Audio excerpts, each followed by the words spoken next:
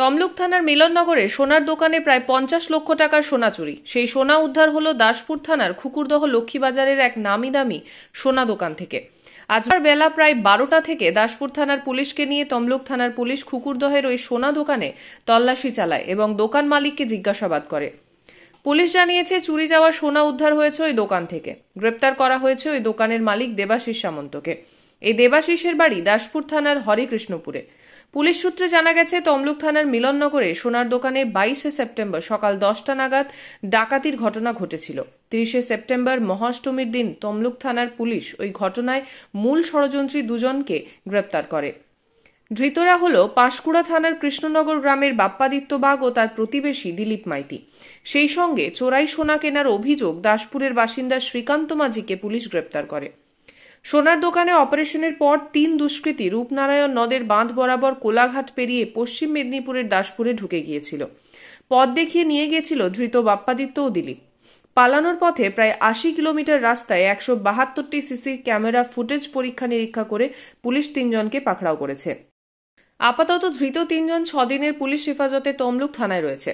Police তাদের জিজ্ঞাসাবাদ করে এই খুকুরদহের সোনা দোকানের খোঁজ পায়। এই দোকান মালিকও ওই চুরির সোনা কেনেন বলে জেরার মুখে ধৃতরা জানায়।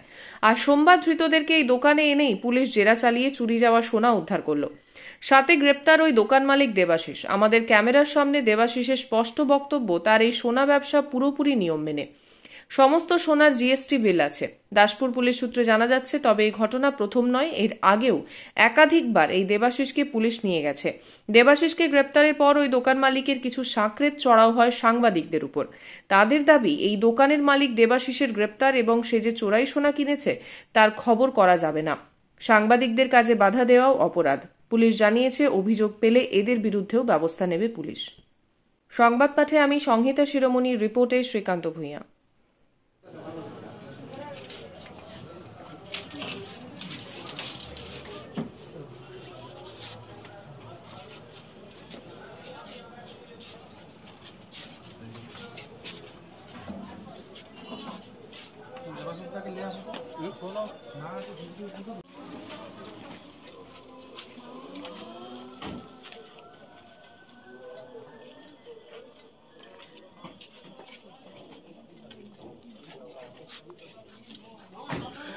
দাদা কি হয়েছিল বিষয়টা? মানে আপনাকে নিয়ে যাচ্ছে কেন পুলিশ? দাদা জয়ন্তী জুয়েলার্সের মালিক তো আপনি, মানে কেন নিয়ে যাচ্ছে পুলিশ এভাবে আপনাকে?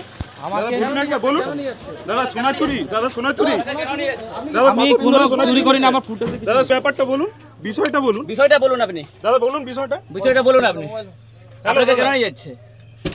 আপনাকে উল্টা পাল্টা বলছো কেন? কি হয়েছে? আমরা চুরি করিনি, আমার পুরো লিগ্যাল বিজনেস, আমার পুরো লিগ্যাল বিজনেস। হ্যাঁ বলুন, লিগ্যাল পুরো আমার লিগ্যাল বিজনেস, আমার কোনো কিছু